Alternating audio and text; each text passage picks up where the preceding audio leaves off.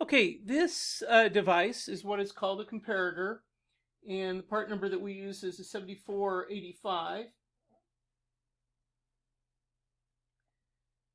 And these are referred to generically as magnitude comparators, but they're also sometimes what are called equality comparators. So basically what we're doing is comparing two 4-bit sets of data, A and B. So for example, we have 0010 and 1101 if this is the least significant bit on the bottom. And basically what we do is compare the two,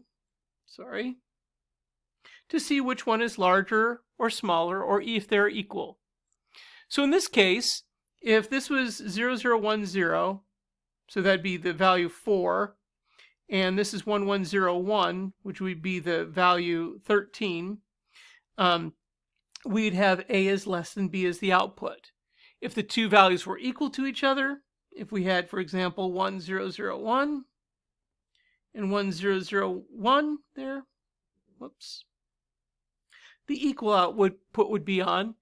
And the last one is if A was greater than B, if, for example, A was 1111, it would be greater than 9 here, so that output would be on. The inputs are kind of weird. They're used for cascading, so if we're actually comparing more than 4 bits of data, if we want to, for example, compare 8 bits of data, there are ways that we can connect multiple 7485s together, and those are called the cascade inputs. So we're not going to use those right now. Typically what we do is we tie the A equals B to plus voltage and these other two pins to ground, and that allows it to be used as a standalone 4-bit magnitude comparator. Some comparators are only equality detectors. One of the devices that I've used is a 74688, which compares two 8-bit values, but it only shows if the two are equal to each other.